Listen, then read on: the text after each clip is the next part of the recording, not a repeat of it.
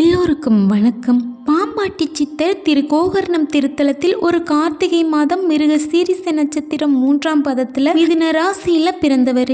இவரின் தந்தை பார்வை இல்லாதவர் என்கிற குறிப்பும் சொல்லப்படுது. பிறக்கும் போதே கழுத்தில் மாலை சுற்றி பிறந்தவர். ஜோகி எனப்படும் இனத்தைச் சேர்ந்தவர். பிழைப்புக்காக பாம்புகளை உயிருடனோ அல்லது கொன்றோ பிடித்து இதை வாங்குவதற்கென்றே இருக்கும் வைத்தியர்களிடம் விற்று வந்தாரு. பாம்புகளின் பாசை அறிந்தவர். இப்படி பாம்புகளை தேடி பாண்டிய நாட்டு காடுகளிலும் மருதமலை காடுகளிலும் நேரம் காலம் பார்க்காமல் சுற்றி திரிவது இவரோட வழக்கம். இவர் கோயம்புத்தூர் அருகிலுள்ள மருதமலையில் தான் பல காலம் வசித்து வந்ததாக கூறுவார்கள். பாம்புகளின் விஷத்தை அசாதாரணமாக அருந்தியவர் பாம்பாட்டி என்பதை போகர் பெருமான் தனது பாடலில் சொல்லியிருக்காரு. அதோடு இவரது பிறப்பை பற்றி சொல்லும் போகர், தாயான பாம்பாட்டி சித்தரப்பா தரணியில் நெடுங்காலம் இருந்த சித்து, காயான முப்பழமும் பாலும் கொண்ட கலியுகத்தில் நெடுநாளாயிருந்த சித்து என்கிறார். அதாவது கிடைத்தற்கரிய விசேஷமான கனிகளை உண்டும் ஞான பால் அருந்தியும் தன் சித்து திறமையால் பல காலம் தரணியில் வாழ்ந்தவர் என்று சொல்கிறார் போகர். சரி, வாருங்கள் அவரது சிறு வயதை பார்க்கலாம். மருதமலை பகுதியில் உள்ள வனங்களில் ஏராளமான விஷப்பாம்புகள் அப்போது இருந்தன. ஜோகி என்ற மலைவாழ் இனத்தை சேர்ந்த அந்த இளைஞனுக்கு சிறு வயதிலிருந்து ஏனோ பாம்புகளின் மேல் ஒரு ஈர்ப்பு. பாம்புகளை பிடிப்பதும் படமெடுத்து ஆடச் செய்து வேடிக்கை காட்டுவதும் அவனுக்கு பிடித்தமான பொழுதுபோக்காகவே இருந்தது. ஊருக்குள் நுழைந்த விஷப்பாம்புகளை பிடிப்பதில் அவன் கைதேர்ந்தவனாக விளங்கினான். மூலிகை வைத்தியத்தால் பாம்பு கடித்தவர்களை பிழைக்க வைக்கும் ஔடதமும் அவனுக்கு எப்படியோ கைவர பெற்றது. ஒரு பாம்பு பிடாரனாக, பாம்பு கடி வைத்தியனாக, பாம்பாட்டி என ஊர் மக்களிடையே அவன் பிரபலமாகி இருந்தான். பொதுமக்கள் மட்டுமின்றி மூலிகை ஆராய்ச்சிக்காக அந்த பகுதிக்கு வரும் வைத்தியர்களிடமும் அவனுக்கு பழக்கம் ஏற்பட்டது. அவர்கள் பாம்பு விஷம், அதை முறிக்கும் மூலிகைகள் குறித்து செய்த மருத்துவ ஆராய்ச்சிக்கென பாம்புகளை பிடித்து கொடுப்பது, காட்டுக்குள் கிடக்கும் மூலிகைகளை தேடி வந்து கொடுப்பது என அவன் அவர்களிடையே நன்மதிப்பையும் பெற்றிருந்தான். கொடிய பாம்புகளை எளிதாக வசியம் செய்து அதனை பிடித்து விடுவதையும் ஆராய்ச்சிக்கு தேவைப்படும் பாம்பு விஷயத்தை முறையாய் எடுத்து கொடுப்பதையும் பார்த்து அவர்கள் அவனிடம் ஏதோ விசேஷ சக்தி இருப்பதாக தங்களுக்குள்ள வியப்பை ரகசியமாக வெளிப்படுத்தி கொண்டாங்க. மருதமலை பாம்பாட்டியின் வசியத்துக்கு சில மலைப்பாம்புகளும் கட்டுப்பட்டது கண்டு அவர்கள் அதிர்ச்சி அடைந்தாங்க. ஒரு நாள் விஷமுறிவு ஆராய்ச்சிக்கென அங்கு வந்த வைத்தியர் ஒருவர் பாம்பாட்டியிடம் ஒரு ஆச்சரியமான தகவலை சொன்னாரு. பிடாரா, மருதமலை உச்சியில் ஓங்கி வளர்ந்திருக்கும் நாகலிங்க மரத்தடியில் நவரத்ன பாம்பு ஒன்று வசித்து வருகிறது. உயரம் குறைவாக இருக்கும் அந்த பாம்பின் தலையில் மாணிக்க கல் ஒன்று இருக்கும். அந்த பாம்பு இரவு நேரங்களில் மட்டுமே தன் இரையை தேடி வெளியே வரும். சிறியதாக இருப்பதால் அவ்வளவு எளிதில் யார் கண்ணுக்கும் புலப்படாது. அந்த பாம்பின் விஷம்தான் எங்களுக்கு தேவைப்படுகிறது. உயிர் காக்கும் பல நோய்களை தீர்க்கக்கூடிய வலிமை இந்த விஷத்திற்கு உண்டு. அதனால் தான் உன்னை தேடி வந்தேன் என்றார். அதற்கு பாம்பாட்டியோ, பாம்பின் விஷம் மட்டும் போதுமா, இல்லை ஏதோ மாணிக்கக்கல் என்று சொன்னீர்களே, அதையும் எடுத்து வர வேண்டுமா என்று சவாலாக கேட்டார். அதிர்ந்தார் வைத்தியர். விஷம்தான் வேண்டும், முடிந்தால் அந்த மாணிக்கக்கல்லையும் கொண்டு வா, அதற்கும் ஒரு நல்ல விலை போட்டு கொடுக்கிறேன் என்றார். அதற்கு பாம்பாட்டியோ, நீங்கள் கேட்ட அனைத்தும் நாளை காலை உங்களிடம் இருக்கும், சந்தோஷமாக போய் வாருங்கள்னு அனுப்பி வைத்தான். பிறகு நவரத்ன பாம்பை வேட்டையாடுவதற்காக புறப்பட்டான். இறைவன் பாம்பாட்டியை ஆட்கொள்ள தீர்மானித்தது இந்த தினம்தான். எத்தனையோ பாம்பு புற்றுகளை தரைமட்டமாக்கினான். பாம்பாட்டியின் நடமாட்டத்தை பல ஆண்டுகளாக அந்த பகுதியில் உணர்ந்து பழகிய பல பாம்புகள் வழக்கம் போல் பயந்து நடுங்கி புதர்களில் பதுங்க தொடங்கின. பாம்பாட்டி நாகலிங்க மரத்தை அடைந்தான். ஒரு புதருக்குள் பதுங்கியபடி பாம்பு வரும் இடத்தை நோட்டமிட்டு இருந்தான். பூச்சிகளின் ரீங்காரமும் விலங்குகளின் சத்தமும் காட்டையே அதிர வைத்துட்டு இருந்துச்சு. அன்று அமாவாசை என்பதால இருட்டு பரவி கிடந்தது. புதரில் மறைஞ்சிருந்த பாம்பாட்டி நாகலிங்க மரத்தடியையே வெச்சக்கண்ணு வாங்காம பார்த்துட்டு இருந்தான். அப்போது மரத்தடியில் ஒரு வெளிச்சம் தெரிந்தது. அந்த வெளிச்சம் கொஞ்சம் கொஞ்சமாக பெருசாகிட்டே போச்சு. கண்களும் கூசின. இப்போது அந்த வனமே அதிரும்படி ஒரு சிரிப்புளி சத்தம் கேட்டுச்சு. பாம்பாட்டியோ பயந்து புதருக்குள் மறைஞ்சான். அப்போது பாம்பாட்டியின் முன்னே பிரகாசிக்கும் கண்களுடனும் ஜடாமுடிதாரியாக சித்தர் ஒருவர் தோன்றினார். பாம்பாட்டி திகைத்து போனான். ஒளிப்பிளம்பாய் மின்னிய அந்த திருமேனியில் திருநீற்று வாசனை வெளியாகி பாம்பாட்டியின் நாசிகளை தீண்டுச்சு. அவன் உடல் சிலிர்த்தான். ஐயா, யார் நீங்கள்? எதற்குமே பயப்படாத என்னை உங்களின் சிரிப்பு நடுங்க வைக்கிறது. என் பணியின் போது ஏன் குறுக்கிடுகிறீர்கள்?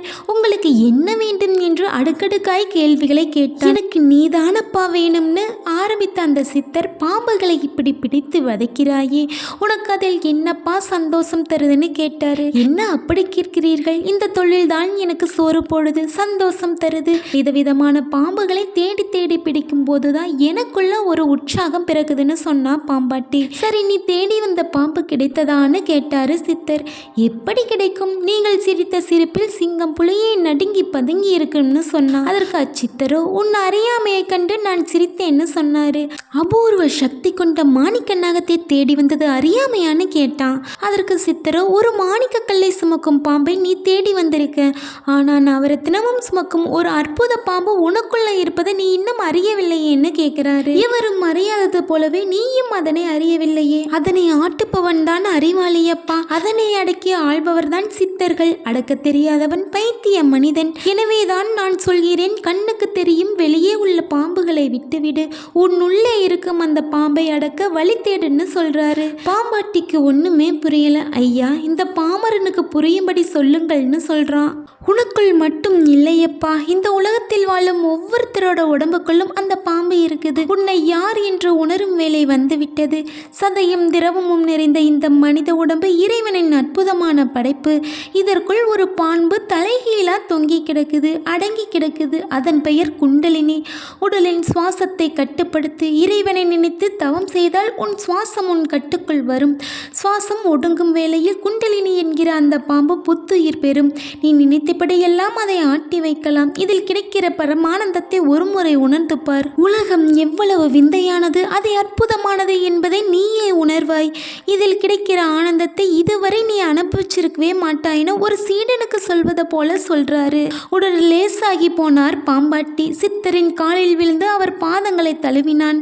அவனுக்கு அங்கேயே ஞான உபதேசம் செய்கிறார் சித்தர். கடைசியாக, பாம்பாட்டியே, இனி நீ பாம்பாட்டி சித்தன் என போற்றப்படுவாய். எம்பெருமானின் நாகபரணத்தை அணிந்து குண்டலினி சக்தியின் மேன்மைகளை இந்த மானிட குலத்துக்கு சொல்லும் 14 சித்தர்களில் ஒருவனாக தனித்துவத்துடன் புகழ் பெறுவாய். உனக்கு உபதேசம் செய்த இந்த எளியோனின் பெயர் சட்டைமுனி என சொல்லி புன்னகையோடு சட்டென மறைந்தார் சட்டைமுனி சித்தர். சட்டைமுனி சித்தர் தனக்கு சொல்லி அருளியபடி குண்டலினியை உணரும் தவம் செய்ய தொடங்கினார் பாம்பாட்டி சித்தர். அடுத்து வந்த நாட்களில் அவருடைய தேகம் பொலைவு பெற ஆரம்பித்தது. குண்டலினி சக்தியை அடைந்தார். மாபெரும் சக்திகள் அவரிடம் கூடின. மண்ணை அள்ளினார், பொன் துகளானது. கற்களை எடுத்தால் நவரத்னமாக ஜொலித்தது. இரும்பை தொட்டார், தங்கமாக மின்னியது. அது கண்டு பாம்பாட்டி சித்தர் சிரித்தார். என்ன வாழ்க்கை இது! நவரத்தின கல் கொண்ட பாம்பை தேடி நான் அலைந்தேன், அது கிடைக்கவே இல்லை. இப்போது சாதாரண கூழாங்கற்களையே நவரத்தின கற்களாக மாற்றிவிடும் சித்து வேலை தானாக என்னிடம் வந்துள்ளது. இதுதான் காலத்தின் கோலம் என்று அந்த கற்களை தூக்கி எறிந்தார். ஆசை அறவே ஒளிந்தது. தான் சந்தித்த மானிடர்களுக்கு பாம்பாட்டி சித்தர் உபதேசம் செய்தருளினார். ஆனால் அவரிடம் வந்தோர் அனைவரும் அவரிடம் நடித்து வாழ்வை வளமாக்கி கொண்டார்களே தவிர நல்லவற்றை கடைபிடிப்பதில் அவர்கள் முயலவில்லை. அது கண்டு பாம்பாட்டி சித்தர் பெரிதும் வேதனையடைந்தார். என்ன மனிதர்கள் இவர்கள்! வயிற்று பசிக்கு மட்டுமே அலைகிறார்களே தவிர ஆன்மா என்ற ஒன்று உண்டு, அதன் பசியை போக்க வேண்டும் என்ற எண்ணம் துளியளவு கூட இல்லாதிருக்கிறார்களே என்று அவர் வருந்தினார். இரவு பகல் என அலைந்து திரிந்தார். பலரின் வியாதிகளை போக்கினார். வறுமையால் வாடித் திரியும் ஏழை எளியோருக்கு ரசவாதம் மூலம் பொன்னை செய்து அவர்களது வறுமையை போக்கினார். ஒரு முறை பாம்பாட்டி சித்தர் ஆகாய மார்க்கமாக சென்று கொண்டிருந்தார். அப்போது திடீரென ஒரு அழுகுரல் அவரை திசை திருப்பிச்சு. ஒரு தேசத்து மகாராணியின் அழுகுரல் அது. தரை இறங்கிய போது அந்த நாட்டின் மகாராஜா இறந்து விட்டதை அறிந்தார். மகாராணி உட்பட தேசத்து பிரஜைகள் அனைவரும் அங்கே கூடி ஒப்பாரி வச்சுக்கிட்டு இருந்தாங்க. அங்கே ஒரு சித்து விளையாடலை நிகழ்த்த விரும்பினார் பாம்பாட்டி சித்தர். அவர் தன்னோட உடலை ஒருபுறம் ஒழிச்சு வச்சுட்டு இறந்து போன ஒரு பாம்பை எடுத்து மன்னனை சுற்றி அழுது கொண்டிருந்தவர்கள் முன்னாடி வீசினார். தங்களிடையே விழுந்தது செத்த பாம்புன்னு தெரியாமல் எல்லோரும் பயந்து அலறி அடிச்சுட்டு ஓடுனாங்க. ராணி மட்டும் அரசனை விட்டு பிரியாதிருந்தா. பாம்பாட்டி சித்தர் அப்போது இறந்து போன மன்னனோட உடம்புக்குள்ள கூடு விட்டு கூடு பாய்ந்தாரு. உடனே இறந்த மன்னரின் உடம்பு உயிர் பெற்று மெல்ல அசைந்தது. கண்கள் சட்டென திறந்தன. அரசர் எழுந்து அமர்ந்தாரு. அது கண்டு அரசியும் அமைச்சர்களும் கூடியிருந்த மக்களும் மன்னர் இருக்கவில்லை, உயிருடன் தான் இருக்கிறார்னு பெருமகிழ்ச்சி கொண்டு ஆரவாரம் செஞ்சாங்க. மிகவும் மகிழ்ந்த அரசி அவரை தழுவிட தனது கரங்களை நீட்டினார். அது கண்டு சட்டென விலகிய மன்னர் அங்கு தரையில் கிடந்த உயிரற்ற பாம்பு பாம்பின் உடலை பார்த்து, எழுப்பாம்பே, நான் எழுந்து விட்டேன், நீயும் எழுந்திருக்கலாம்லேன்னு சொன்னாரு. உடனே செத்த பாம்பு உயிர் பெற்று மெல்ல நெளிந்து நகர்ந்துச்சு. அது கண்டு அனைவருமே வியந்தாங்க. பாம்பு வெளியே செல்ல முற்படுவதை கண்ட அவர், ஏ பாம்பே, எங்கே போகிறாய்? அதற்குள் என்ன அவசரம்? இறந்து போன நீ உயிர் பெற்றவுடன் உனக்கு உன் மனைவியின் நினைவு வந்துவிட்டதா? இன்னுமா உனக்கு ஆசை விடவில்லை? உலக வாழ்வில் ஏமாந்து விடாதே என பாடலாய் பாடி கடைசியில ஆடு பாம்பேன்னு சொல்ல அந்த பாம்பும் மகடிக்கு கட்டுப்பட்டது போல அவர் சொன்னபடி ஆடிச்சு. பாம்பை முன்னிலைப்படுத்தி மன்னரின் உடம்புக்குள் இருக்கும் தான் ஒரு சித்தர் என்பதையும் சூசகமாக சொல்வது போல பாம்பாட்டி சித்தர் பாடிய போது சுற்றியிருந்த மக்கள் மன்னனுக்கு பைத்தியம் பிடித்து விட்டதோன்னு அஞ்சுனாங்க. ராணிக்கு தன் கணவனை நீண்ட நாட்களாக தெரியும். அவனிடம் இருந்த தீய பழக்கங்களையும் அறிவாள். ஒரு நாட்டையே ஆளும் நம் மன்னர் சித்து பிழைத்த பிறகு தத்துவ மழையாக பொழிகிறாரே, இது எப்படி என்று புரியாது தவித்தாள். அரசியின் எண்ணத்தை அறிந்த மன்னர், செல்வத்தில் மூழ்கி சீர்கெட்டு போவதில் என்ன லாபம் உண்டாக போகிறது? பரமனையே நினை, பேரின்பம் கிட்டும்னு பாடலாம் பாடினாரு. என்ன விந்தை இது! நான் உள்ளத்தில் நினைத்தது பாடலாக பாடுகிறாரே, இது எப்படி சாத்தியம்? பாலும் பழமும் உண்டு, என் நேரமும் பெண்முகத்தில் மூழ்கி இவர் பரமனை சிந்தையில் வைன்னு சொல்றாரேன்னு வியந்தாள் அரசி. உடனே மன்னர் உருவிழுந்த சித்தர், பாலும் பழமும் விழுங்கியவாய் உயிர் போன பின் மண்ணையும் விழுங்கும், இதனை நீ மறக்கலாகுமான்னு பொருள்படுமாறு பாடினாரு. அதை கேட்ட ராணி ஒரு முடிவுக்கு வந்தவளாய், சுவாமி, உண்மையை மறைக்காது கூறுங்கள். தாங்கள் எங்களின் மன்னர்தானா, இல்லை உத்தமமான ஒரு ஆத்மா என் மன்னரின் உடம்புக்குள் புகுந்துள்ளதா என பணிவோடு கேட்டாள். அதற்கு மன்னராக இருந்த சித்தர் ராணியிடம், நீ ஒரு விவேகி, அதனாலேயே உண்மையை உணர்ந்து கொண்டாய். அறிவு என்ற அங்குசம் கொண்டு கோபம் என்னும் மத யானையை கொன்றவர்கள் நாங்கள். என்னை பாம்பாட்டி சித்தன் என்று சொல்லுவார்கள். உன் கணவன் இருந்ததால் அழுது கொண்டிருந்த உன் அவல நிலையை மாற்றவே யாம் இறந்த உன் மன்னரது உடம்பில் புகுந்தோம்னு சொன்னாரு. அதை கேட்ட ராணி மெய் சிலித்து, சுவாமி, என் துயரத்தை போக்க வந்த தெய்வம் தாங்கள். இனி இந்த அரசரின் நிலை என்னவாகும்? நான் என்ன செய்ய வேண்டும்? வழிகாட்டி அருள வேண்டும்னு பணிவோடு வேண்டுனா. மனம் என்னும் குதிரையை அறிவு என்ற கடிவாளம் கொண்டு அடக்கிவிடு, கோபத்தை விட்டொளி, தெளிவு உனக்கு தானாக வரும்னு உபதேசித்தாரு. அவர் உபதேசம் செய்து முடித்ததும் நான் செல்லும் நேரம் வந்துவிட்டதுன்னு கூறி மன்னரின் உடம்பை விட்டு வெளியேறினார் பாம்பாட்டி சித்தர். மன்னரது உடல் உயிரற்ற உடலாக சட்டென கீழே விழுந்தது. மன்னரது உடம்புக்குள் இருந்து நீங்கிய பாம்பாட்டி சித்தர் மீண்டும் தம் உடம்புக்குள் புகுந்தார். அதுவரை படமெடுத்து ஆடிக்கொண்டிருந்த பாம்பும் அங்கிருந்து மெல்ல போயிருச்சு. அங்கிருந்த அனைவரும் பயத்துடனும் வியப்புடனும் நிகழ்ந்த அனைத்தையும் கண்டாங்க.